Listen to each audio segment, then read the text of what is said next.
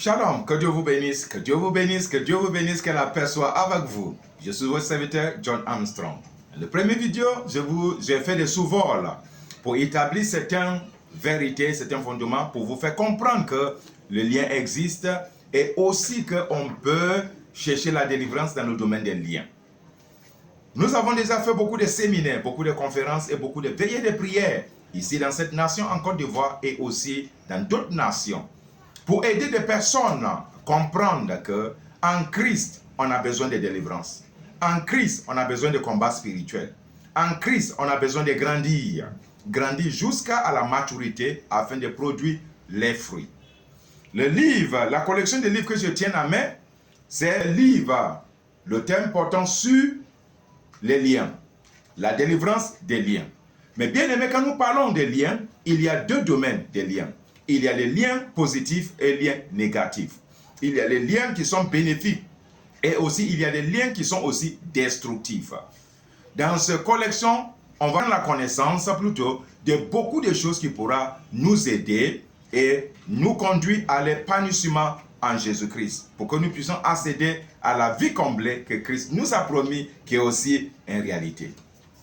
Chapitre 1, les liens. Qu'est-ce qu'un lien? Des larmes. Je parle maintenant des liens des larmes. Parce qu'il y a différents types de liens et dans les différents niveaux de liens que quelqu'un peut contracter des liens. Les liens sont faciles à établir, mais aussi parfois difficiles à briser. Un lien de larmes est une sorte de liaison ou attelage liant deux personnes dans le règne des larmes, au niveau de leurs âmes. Il lie les âmes l'un à l'autre. Cela peut être source de résultats bénéfiques ou source de résultats néfastes. Comme nous parlons des liens du mariage. Si les deux ont suivi les règles, ont suivi la loi établie, alors deux âmes-là sont unies maintenant. Le plan de Dieu est aussi qui est bénéfice pour les deux. Mais si ce n'est pas dans le cadre de mariage légal, les deux âmes maintenant qui viennent ensemble, ça c'est pour le malheur et la malchance. Car la Bible nous dit que les deux deviendront une seule chair. Alors, ici, je parle de liaison de l'âme. Quand quelqu'un tisse des liaisons d'âme avec plusieurs personnes, à travers plusieurs choses, je vais expliquer ça plus tard. La personne se lie. Et ça veut pour qu'un individu peut avoir des liaisons d'âme avec beaucoup de personnes. C'est la raison pour laquelle souvent, il y a certaines personnes d'un certain niveau dans leur vie qui ne se sentent pas bien dans les âmes. C'est parce que cette âme est attachée à plusieurs personnes qui peut causer aussi beaucoup de problèmes dans la vie de la personne. Imaginons un peu, le monsieur A eu des relations à plusieurs femmes dans sa vie et il devient chrétien. Alors, il accepte Jésus-Christ comme Seigneur Sauveur. Étant chrétien maintenant, né de nouveau, est-ce que les relations qu'il a dans le passé avec ces personnes automatiquement sont brisées? Certains vont dire oui, d'autres vont dire non. Alors, je ne suis pas là pour faire le débat, mais pour mettre les choses, pour mettre le point clair, pour que nous puissions comprendre. Alors maintenant, à quel moment Jésus intervient dans la vie d'un tel? Pour certains, on n'a pas besoin de chercher la délivrance parce que tous ces liens-là, Dieu a oublié ça. Ou bien peut-être c'est fini en Jésus-Christ. C'est que nous devons savoir, il y a un péché qui est commis. Il y a ce que la Bible appelle le lien du péché. Quand le lien du péché n'est pas brisé, la personne va se trouver toujours dans le même péché. C'est vrai que la personne a confessé ses péchés à Dieu et Dieu l'a pardonné. Mais est-ce que c'est brisé? Certains vont dire, mais est-ce que comment on brise maintenant le lien du péché? Je vais arriver jusqu'à ça. Et alors, ces personnes-là maintenant, dans sa vie, on commence à voir que quelque chose ne va pas. Les signes qui annoncent qu'il y a des présents des liens dans la vie de telle personne-là. C'est en ce moment que nous devons prendre conscience maintenant en disant que c'est pour la liberté que Christ nous a sauvés. Oui, c'est pour la liberté. Et alors, si Christ nous a sauvés pour que nous soyons libres, qu'est-ce que nous devons faire maintenant? Maintenant que je constate que les femmes que j'ai sorties avec elles dans le temps passé, je commençais à sentir les influences. Même souvent, même faire des couches de nuit. Que je couche avec ces femmes. Ou bien c'est eux qui viennent coucher avec moi. Mais pourquoi ces femmes-là peuvent venir jusqu'à mon songe pour venir coucher avec moi? Pourquoi?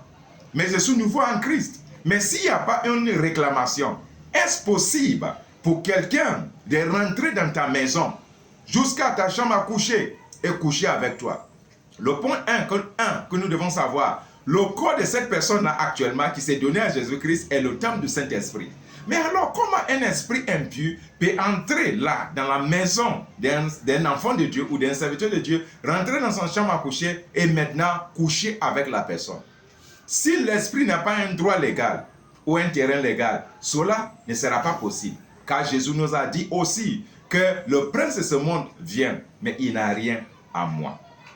Alors, mais pourquoi maintenant les chrétiens, les enfants de Dieu ont ces problèmes-là, femmes comme hommes, ont ces problèmes? Il y a beaucoup qui ont traîné avec ces problèmes pendant longtemps, sans solution. Moi aussi qui vous parle, j'ai traîné avec ces problèmes-là pendant longtemps, jusqu'à ce que je commence à comprendre la vérité à travers les livres qui m'ont instruit, parce qu'en ce moment, il n'y a pas de séminaire qui explique ces choses en détail. Il n'y a pas des enseignements approfondis qui enseignent ces choses en détail. Comme aujourd'hui, nous pouvons parler de l'Internet, de YouTube, nous pouvons parler maintenant des gens qui font les vidéos sur ce domaine-là. En ce moment, il n'y en a pas. Mais comment parvenir à la délivrance? Et il y a beaucoup aussi qui ont déjà écouté, entendre des enseignements, mais qui n'arrivent pas à la délivrance. Il y a un problème là.